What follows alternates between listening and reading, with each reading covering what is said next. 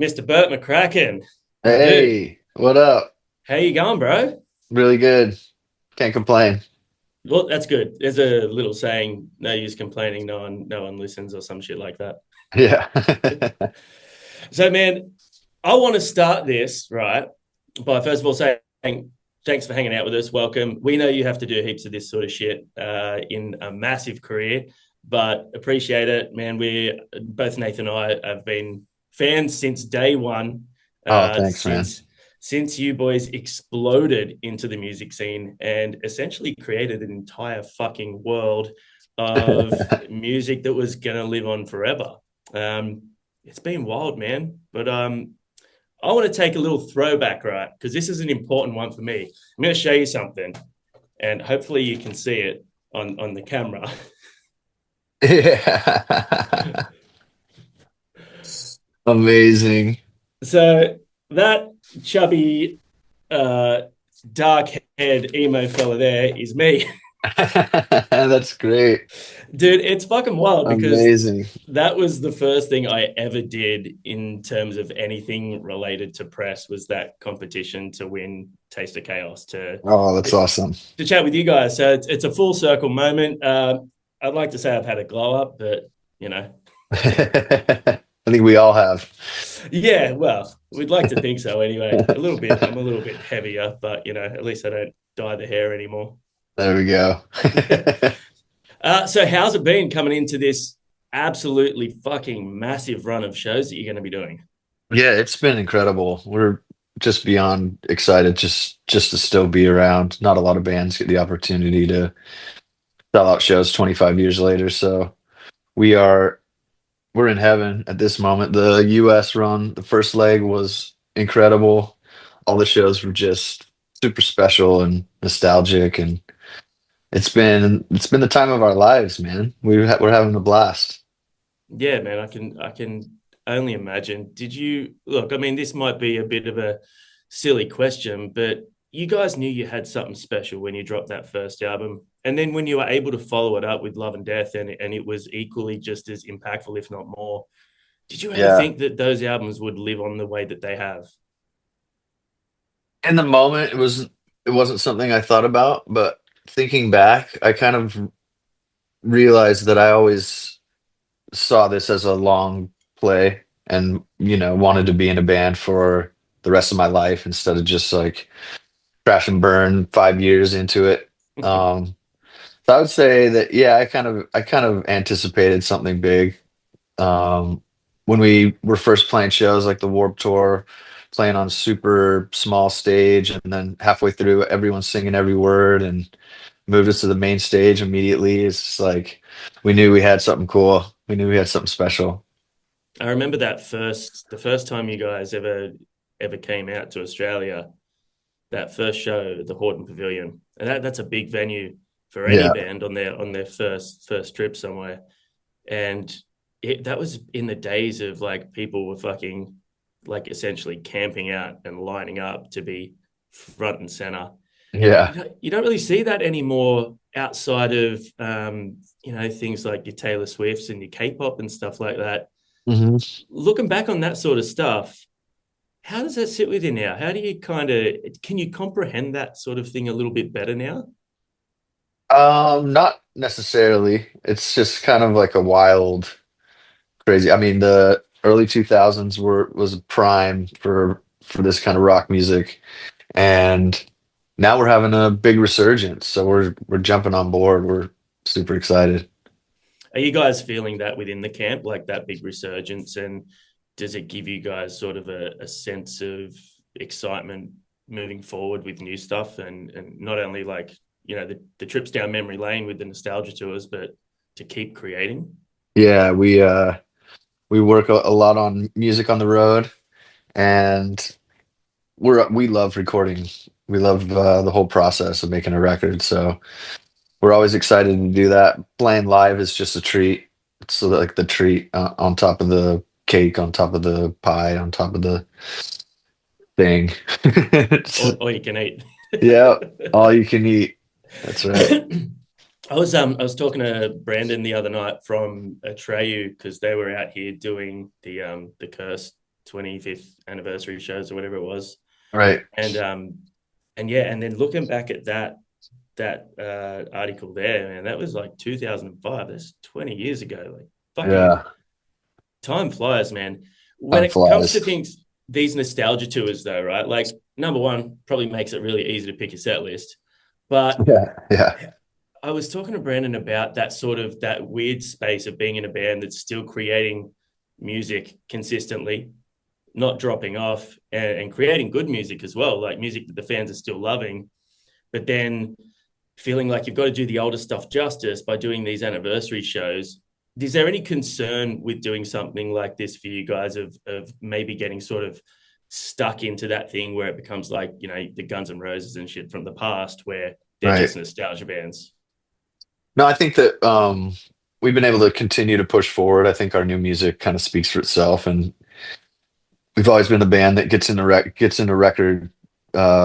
recording process with the idea that we're going to kind of treat it like a time capsule and capture exactly what's going on in that moment. So there's always something new to write about. There's always a story to tell. And I think that the Used has kind of kept it modern and kept it real as far as emo goes. Yeah, yeah. I think that that's one of the things that definitely made you guys more relatable to a lot of people. When you came out, you weren't the like obviously you had good production and stuff like based on who you were working with is great at what they were doing, but Yeah.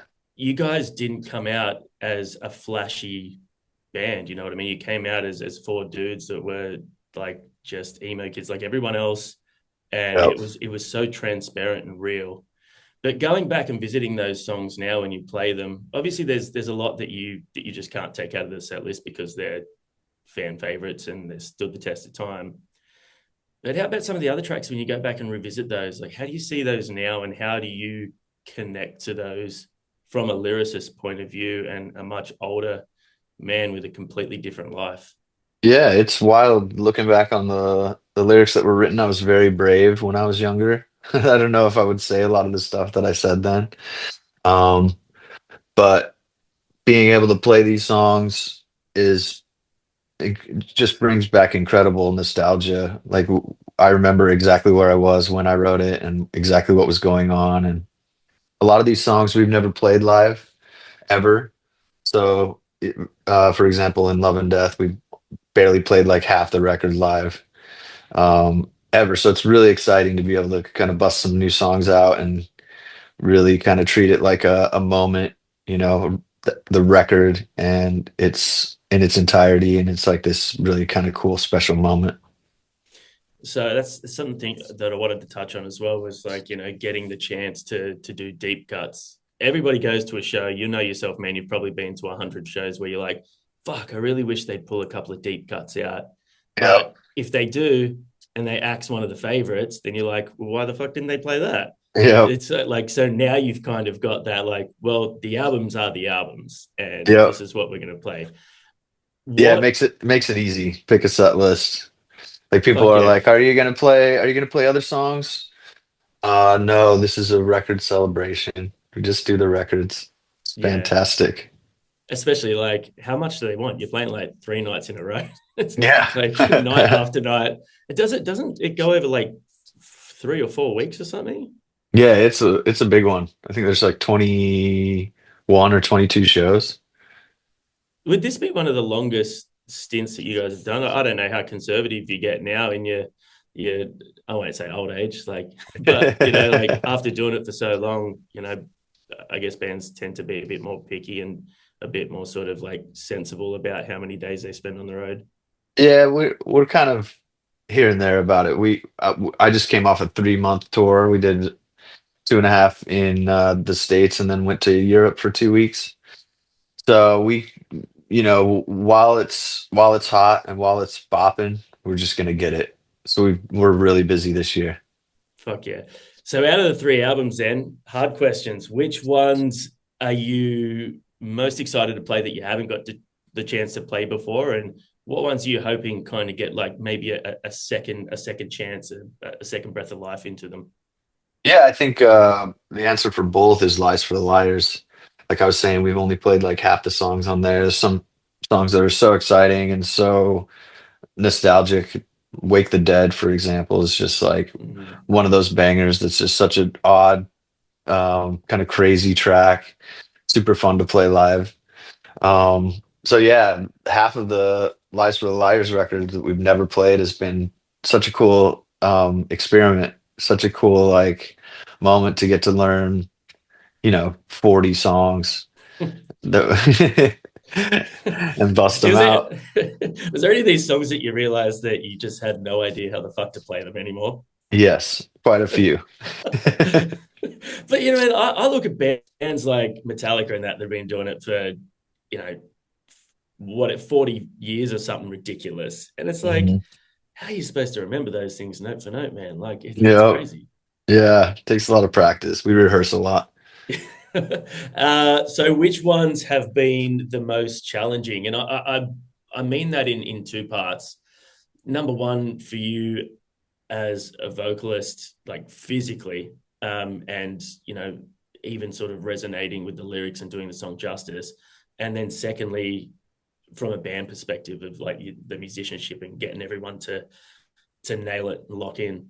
Right. I think it's Lies for the Liars is definitely the record where it's the most challenging emotionally, it's the most challenging vocally, and it's incredible to see the band kind of come into its own with the songs that we've never played. And Love and Death is packed with sing-alongs, so in that way, it's just fantastic to play as well. But yeah, challenging, and I think the challenge makes it, you know, even more special than it would be. Yeah, for sure. Yeah, it's just I feel like that was the album where you guys got quite brave again though, and took a lot of chances and a lot of new moves and steps that people wouldn't have necessarily expected as well. Especially like the first few tracks were very, tracks like The Bird and the Worm were quite um I guess a little bit more avant-garde and progressive than what you'd done in the past. Right. I love the theatrical side of music. I've always been like a music theater kid since I was, 5. So in that way, I love the grandiose production, and the theatrics of the whole thing is kind of right down my alley. So how does that, obviously every album has its own identity and its own sound. How do you sort of do justice to those different themes live? Is there anything specifically planned for different nights? Is it something that you've considered, or it's just like we're just going to go and rip them? We have a set designer who is just insane. He does all the fabrication himself. He makes everything from scratch by hand. And we have some really cool set pieces that really set the nights apart and make it really special. But I think in a way the nights begin with this kind of nostalgic video of kind of the past and bits and pieces of moments during those records. I think it kind of sets the tone for this really cool, like you feel like maybe I'm back in 2002 and maybe I'm 20 years old again. Dude, like I said, I saw it the other night when Atreyu played that album. Just seeing people instantly transported back, and even myself, man, that's not an album that like I listen to all the time, but it's just Right. muscle memory, man. It just every word came back, and I was just like, fuck, like this was a time, this was a time in my life, and That's I think awesome. I think that's going to be a really special thing for the fans, man. I think it's really gonna, yeah. Are you guys, have you tried to sort of brace yourselves for the emotional impact that that's going to visibly have on the crowd? Yeah, um we had a little bit of an idea of how special it would be, but once we got out and started doing it in the States, we realized like this is for the hardcore fans. This is for the diehard dedicated Used fans. And I think that like there was a, you might not want to admit it, and maybe this isn't the term that you would use, but when you guys came out, there was almost like a little bit of like a Beatles mania-esque sort of thing about you guys. So just everybody was screaming. You guys were the heartthrobs. You guys were the envy of every band that ever started. I I think remember I it's was on an airplane on the way back from Australia, and they were passing out newspapers, and the lady's like, "Wait, this is you on the cover of this newspaper." That's just day-to-day stuff now, though, isn't Well, few and far between, but we try to keep it? up. We try to keep up with press. It's tough. How do you guys go with all that sort of? Because obviously you're way different person than when you first started. I'm assuming that most of your family men now. I know you are. Yeah. How do you sort of balance that now with like obviously you've been doing it for a while, but how do you balance all of that and the different person you are now and dealing with people potentially invading a space of yours that may have been a little bit more open in the past? Yeah, I've kept it pretty open. I understand how vulnerable music can allow people to be, and I think that it's it's maybe a bit tricky to switch back and forth from dad mode to tour mode, but we are, like I was saying, we've never been tighter as a band. We've never been tighter as friends. So it just makes perfect sense that we're doing this now. Yeah, for sure. Now, obviously, there's members in the band who weren't around for the creation of these. How's that worked with them, and how have they taken that on board? Like, obviously, you're always going to play the hits when you play your live shows, but Right. diving right into albums that they weren't necessarily a part of the emotion or the creative process. How's that been for those guys? Really cool, actually. They were super huge Used fans before they joined the band, so they know how special these first three records really are.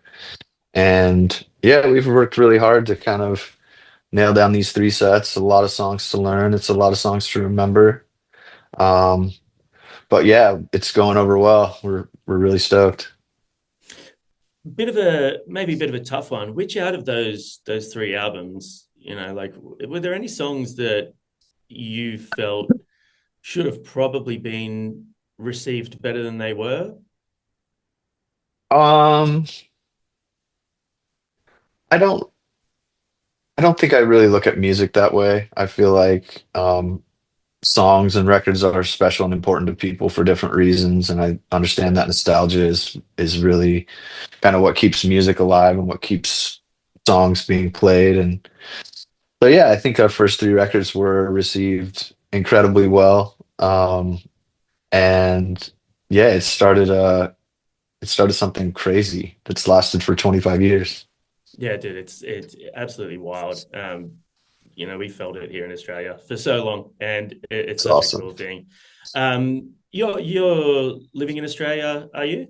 Yeah, I've been here for 13 Yeah, years. that's right. Yeah. When Yeah. you when you look back on the decision to live here, and like obviously I don't want to get too political or anything like that. Do you think that that was the right move for you back in the day? Like you still stand firm on that? Because we're just in terms of the fact we're so fucking far away from everyone. Like logistically, Yeah. we're a great country, but we're a fucking nightmare, dude. Yeah. Yeah, I think that it was mostly about the living conditions. We lived in LA for like 8 years before we decided to move here, and we always knew we wanted kids and the kind of typical family vibe life in whatever way we could pull it off. So when we decided to have kids, we moved down here where it's incredible. Best place to raise a family, I think. It really is, isn't it? I mean, I've Yeah. recently my missus is from Scotland, and her family literally just went home after spending 2 weeks here for the first time, and they want to move out here. Yeah.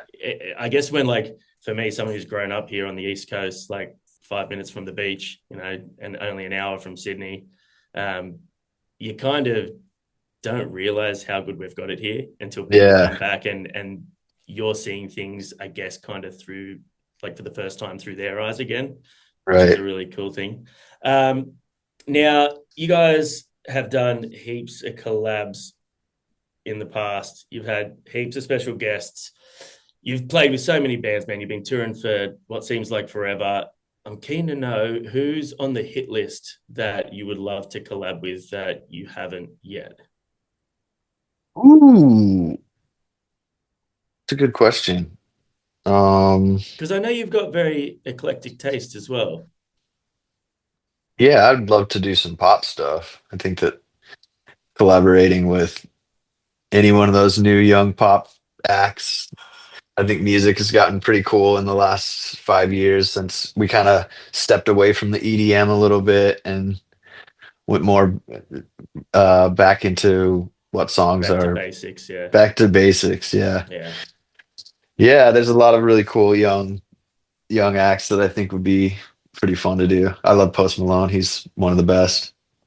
It's something that I could see something like that working, because you know that dude's got like a history in guitar driven music as well. Yeah. What Yeah, about it's him? tragic he went all country, but I think that it's just a phase. Careful, man, you'll piss some people off. Yeah. That is something that I did not have on my bingo card. Hey, it was like 2025 was going to be the year that like country was the new like trap rap. Like that's Yeah. what everyone's listening to. Oh, it's Everyone's got wild. everyone's got a fucking cowboy hat now, man. Tragic. Still not something you get down with yourself. Oh, I don't hate any music. That's for sure. Yeah. I'm with you. It's just some of it doesn't resonate. And I feel like it's one of those things that you can feel. And I'm sure you felt this back in the day with, spearheading an entire genre essentially, was you can always tell when people are just jumping on for what is the in thing right now. Yeah. But then by the time they get any traction from it, the cycle's shifted again. Yep. Thank God. Yeah, I don't really relate to have another drink songs. It's not really my vibe. And it seems like most of those songs are about having another drink. Yeah, dude. Yeah, it's more like have to get the kids to bed by 8:30, so they're not nightmare the next day. Well, how are we going to spend our weekend to keep them off iPads? Yep. That's more my vibe now. Hey, Yep. I want to also go back to the who you'd collaborate thing, and also add who would you like to tour with? Like, is there anyone that for whatever reason it hasn't happened for you guys? There's quite a few. We'd love to tour with Weezer, Deftones. We'd love to tour with Blink or Green Day. You know what? It's wild to me that neither of those have happened. I know it. Yeah, we were supposed to do a big Blink tour in 2020, and then something crazy happened to the world, and the whole thing got canceled. Yeah, that thing. Yep. Yeah, that How was is it was going to be like a 6 month long Blink tour. We were all stoked. We're ready to go, and nope, damn nope. things that could have been, hey? Yeah.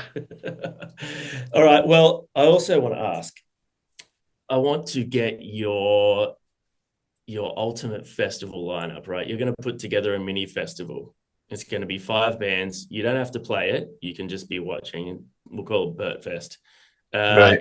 Give me 5 bands that you're putting together on a festival. Ooh. They could be alive, dead, cancelled, still going. Right. I mean, I love the Deftones. I think they should be up there. They've never been as big as they are right now, and they deserve it. That's Um, crazy as well. yeah, it's wild. I just went and saw them in the States during our last tour, and it was just they're like a machine. It's Yeah. crazy. They're so good live. Rage Against the Machine would be a big one. Oh, fuck yeah. Uh, put Fugazi on there just for me. I'll watch side stage. And You'll be happy to know that Tim from Rise Against also had them. nice.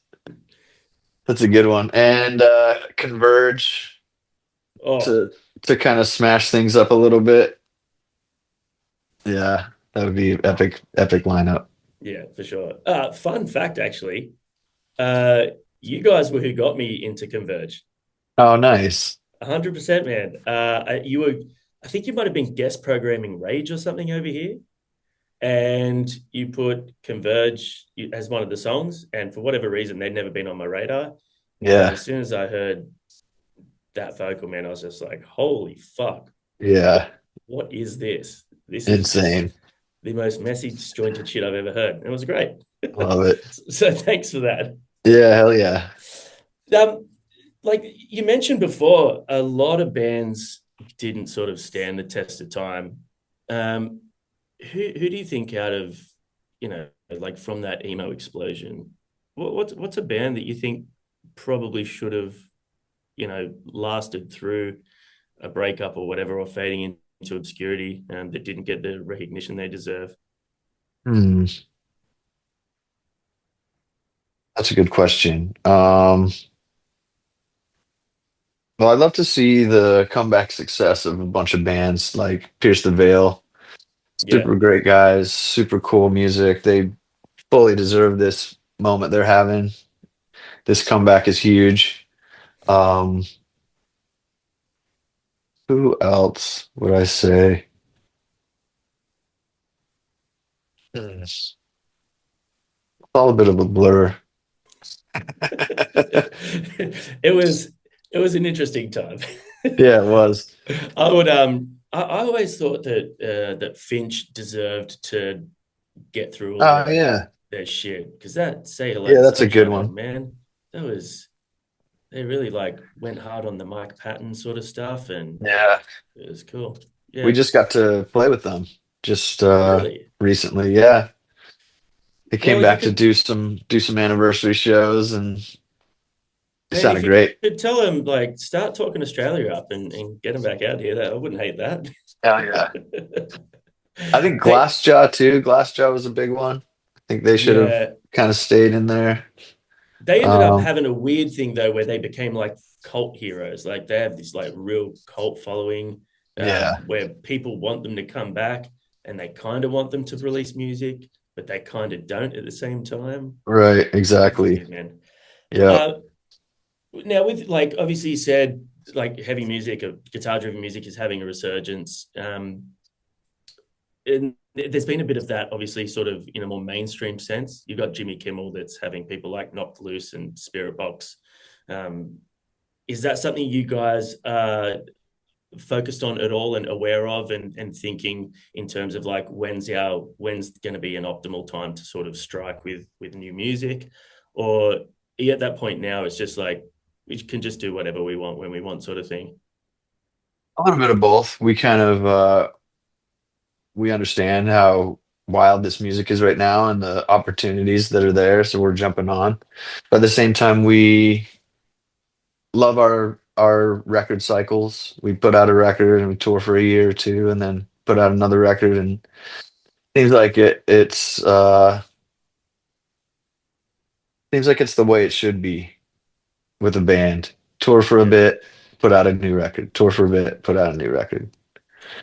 And what about in terms of like when you're releasing stuff? The landscape has completely changed since you guys first started dropping music. It's weird Yeah, because on one hand, vinyl's come back in such a big way. Like, so having a physical copy of something that you have to listen to from start to finish is now in itself having a resurgence.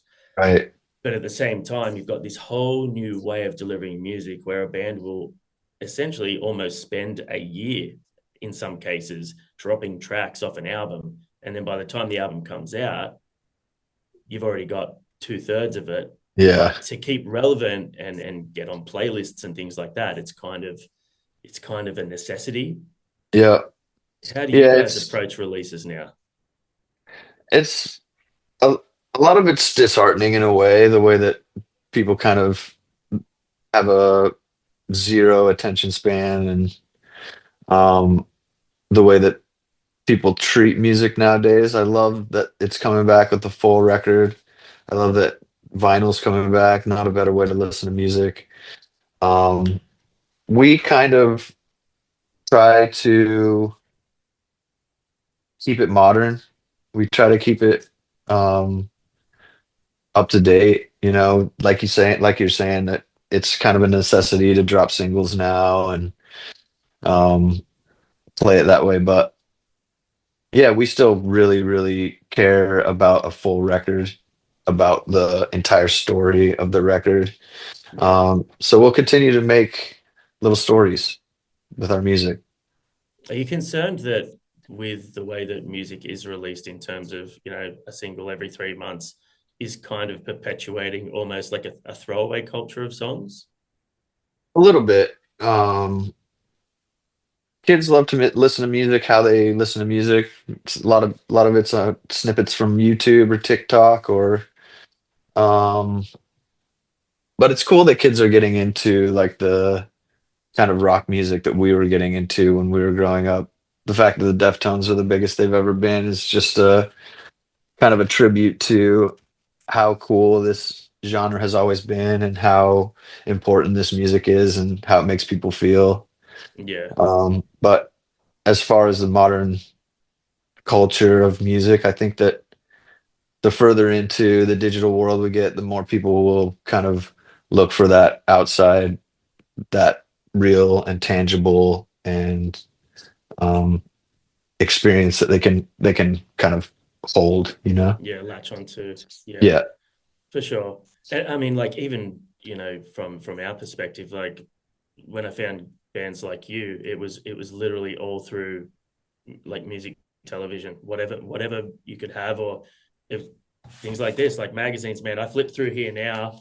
I had a quick look before I came out here, and there were so many bands that's like band to watch or bands just released this, and most of those bands, like you said, are not around anymore. But it's right. also like it was a good reminder of like that's how you had to kind of find music. You just had to look for names. You had to look at the t-shirts a band was wearing and Yeah. go to a record store and say, hey, I want to check this band out and have a listen to the whole thing. It's a Yep. completely different world. Like what we do, reaction videos, reviews, like that did not exist except in written format. Yep. Is that it? Does any of that sort of stuff, like the way that music is reviewed and consumed on an internet sort of standpoint, TikTok, all that sort of shit, is that something Right. that you guys pay much attention to or think about too much? Not really. I mean, it's it's almost necessary to have like a content guy out on tour with you now. Yeah. Keep up with your social media and all that shit. It's just outside of my world. I could really care less about social media or TikTok or any of that. So we're not going to see you doing any dances along to a new country song on TikTok. Oh man, the bands that go hard on there, it's cringe. It's cringe as fuck. We've Nathan and I have said that as well. Like we've some of the content creators, the way that they do those things, and the miming along to songs, that sort of Yeah. thing. Yeah. That's it, man. Dude, I'm 43 years old. If my kids saw me doing that shit, they would disown me. Like it's hard enough to convince them that I'm kind of cool. Yep, exactly. What about how do your kids see you? Like you've been doing it for so long, and we've seen you bring your beautiful kids out on stage every now and then, and make them a part of that world. Do they have a hard time separating rock star dad from at home dad that's telling me hurry up and brush your teeth?